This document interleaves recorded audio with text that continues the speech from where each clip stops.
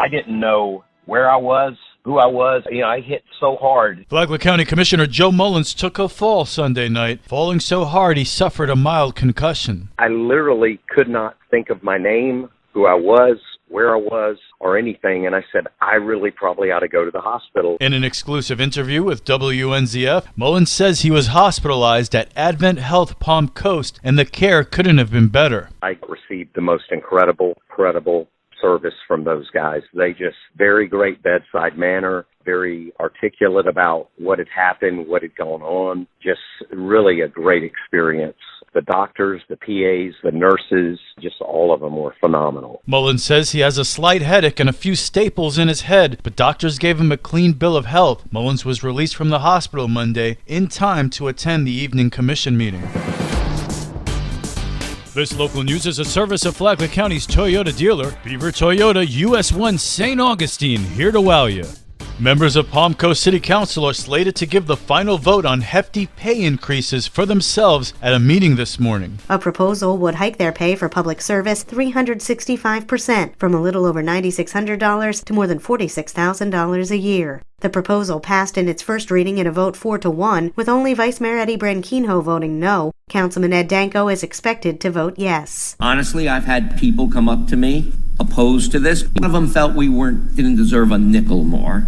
And they were real rude when they exited this facility too, screaming and shouting at us. I think we did the right thing for the future. New Councilman John Finelli hinted at how he'll vote even though a pay hike won't benefit him since he's only serving until the election. I'm sitting up here right now using vacation time from the school district to make this happen. So it is costing me both time and money to serve the citizens of this community, which I don't think is fair to whoever serves in this seat after me. And it is not a volunteer position by any means. I volunteer on a lot of different committees and organizations throughout our community and have given freely of my time for years. This is well beyond anything of that. Currently, Palm Coast Council members make far less than Flagler County Commissioners, who take home a salary of nearly $60,000. From the WNZF Newsroom, I'm Amy Cherry.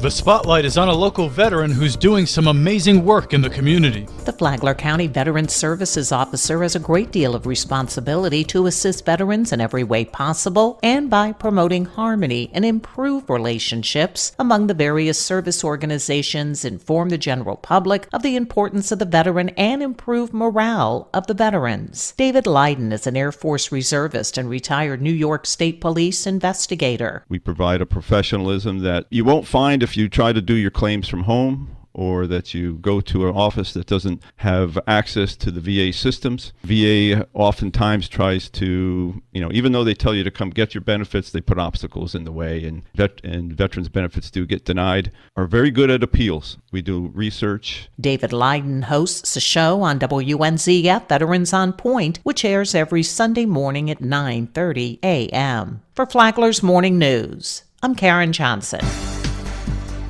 Flagler County Commissioner Greg Hansen is clarifying comments he made about A1A being designated an All-American road. Hansen has said that the designation could thwart development. What I meant by that was our comp plan, currently as written and as applies to the hammock, doesn't provide, for instance, for a setback from the highway. And I think that we need to change that so that if you're driving down and there's a housing development, there's a buffer of trees and growth and hedges and stuff between A1A and the development. Hansen says he's not against development, but there are adjustments that need to be made. We don't want houses right on A1A if we can prevent it, especially big housing developments. And I think we can fix that in the comp plan, which we're getting ready to rewrite, and put specifications in like that. And I think that helps the builder if he knows what the rules are going in. A1A is one of 15 roadways in 48 states to receive the special designation. For Flagler's Morning News, I'm Rich Petchke.